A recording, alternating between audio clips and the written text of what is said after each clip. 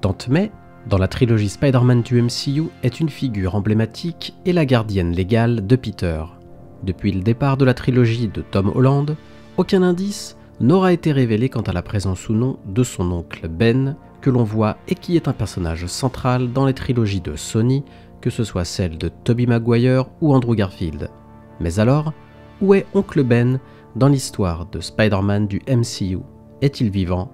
Mort? A-t-il participé à l'histoire d'origine de Peter Parker? Et si je vous disais que l'oncle Ben de Peter était lié à un des événements clés de l'histoire du MCU et que la naissance de Spider-Man pourrait être liée au film Avengers de 2012? Salut à tous et bienvenue sur House of Marvel pour une nouvelle vidéo. Aujourd'hui on va essayer de comprendre et d'expliquer l'absence de Ben dans l'histoire de Peter Parker. Mais avant de commencer, merci de liker la vidéo s'il vous plaît et de rejoindre notre communauté.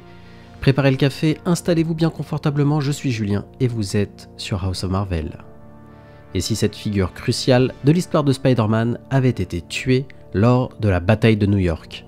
Cette théorie expliquerait pourquoi la mort d'oncle Ben n'est jamais montrée à l'écran et pourquoi elle n'est pas le catalyseur de la responsabilité de Peter Parker en tant que super-héros dans le MCU. Au lieu de cela, Tante May assume le rôle de motiver Peter Parker après sa mort dans Spider-Man No Way Home, permettant ainsi un Spider-Man plus mature et plus expérimenté dans les futurs films MCU. Ma théorie suggère que le film Avengers de 2012 aurait pu contenir secrètement l'un des événements les plus cruciaux et tragiques de l'histoire de la version de Spider-Man de Tom Holland. Tom Holland a fait ses débuts en tant que Peter Parker dans Captain America Civil War en 2016, Marvel Studios ayant choisi d'éviter de raconter l'histoire d'origine typique de Spider-Man qui avait été déjà vue dans Marvel Comics et dans les précédentes franchises Spider-Man de Sony. Au lieu de cela, Peter avait déjà ses capacités lors de sa première apparition dans Civil War et l'un des éléments clés de la chronologie s'est produit avant son introduction dans le MCU et n'a toujours pas été vu à l'écran. Dans Marvel Comics et les précédents projets Sony, Peter Parker a acquis ses capacités après avoir été mordu par une araignée radioactive, mais il lui a fallu plus de temps pour comprendre la responsabilité d'être un super-héros. Après avoir refusé d'arrêter un voleur, le même criminel attaque plus tard son oncle Ben, qui prononce la phrase emblématique « Un grand pouvoir doit aussi s'accompagner de grandes responsabilités » avant de mourir. Il s'agit d'un moment charnière dans l'histoire de Spider-Man, mais oncle Ben n'est pas celui qui a livré la phrase emblématique dans le MCU car il était décédé avant les événements de Captain America Civil War et Homecoming de 2017. Et ma théorie pourrait expliquer exactement quand cela s'est produit. Ben aurait pu être tué lors de la bataille de New York en 2012. Souvenez-vous, la bataille de New York mettait en vedette l'équipe originale des Avengers combattant Loki et son armée dans les rues de New York. Même si les Avengers se battaient pour protéger New York et la Terre dans son ensemble, les pertes en vie humaine lors de la bataille ont été importantes. Marvel Studios a suggéré que 74 civils innocents ont perdu la vie, bien qu'il ait été régulièrement avancé que ce nombre devrait être beaucoup plus élevé.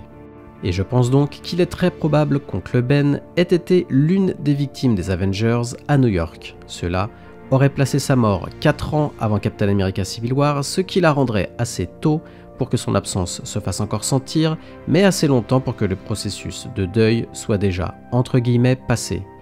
Ce serait une déviation dramatique de l'histoire d'origine la plus connue de Spider-Man car oncle Ben meurt généralement après que Parker soit devenu le super-héros de New York. Cependant, le fait que Ben meure en tant que victime des circonstances lors de la bataille de New York donne beaucoup plus de sens aux intrigues de Tom Holland en tant que Spider-Man. Non seulement cette théorie établit un lien solide entre Peter Parker et les histoires du MCU, mais elle explique également de nombreuses décisions ultérieures de Parker au cours de sa première trilogie. Habituellement, la mort de Ben motive Parker à être une force du bien en tant que sympathique Spider-Man du quartier, car la mort de Ben est indirectement la faute de Parker. Cependant, le fait qu'il soit tué de manière circonstancielle lors de la bataille de New York signifie que cela ne pèse pas sur les épaules de Peter. Sans ce fardeau, Peter a fait plusieurs choix irresponsables tout au long de sa première trilogie, culminant avec Spider-Man No Way Home. Au cours de Homecoming en 2017, Peter ignore les avertissements de Tony et traque seul le vautour, provoquant une catastrophe sur le ferry de Staten Island et se fait presque tuer lors de la bataille finale du film. Far From Home de 2019 a vu Peter offrir Edith à Mysterio, bien qu'ils ne le connaissent à peine, mais Spider-Man No Way Home 2021 est le summum. No Way Home voit Parker tenter d'effacer la mémoire du monde entier après que son identité ait été révélée, mettant en péril sa position et celle de ses amis au sein du MIT. Cette imprudence a presque dévasté la stabilité du multivers, mais n'était qu'une des nombreuses mauvaises décisions prises par Peter Parker.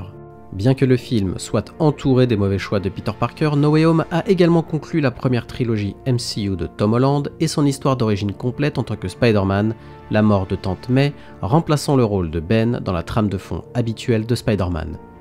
Au lieu de Ben, c'est donc Tante May qui a prononcé la phrase du grand pouvoir après qu'une attaque du Bouffon Vert l'ait mortellement blessé. Comme Ben est potentiellement mort lors des événements d'Avengers en 2012, Tante May a dû assumer le rôle de motivation de Parker, concluant finalement son histoire d'origine et permettant à Spider-Man, dans Spider-Man 4 et au-delà du MCU, de présenter une version plus mature de Spider-Man. On a vraiment hâte de voir ça. A vous de me donner votre avis maintenant, que pensez-vous de cette théorie? Faites-le moi savoir en commentaire et n'hésitez pas à me faire parvenir vos théories, j'adore les lire et en débattre avec vous. Et comme d'habitude, merci d'avoir regardé cette vidéo. Si elle vous a plu, merci de la liker et de me donner votre avis en commentaire. Aussi, pour ne pas louper mes prochaines vidéos, abonnez-vous et activez les notifs. À la prochaine sur House of Marvel.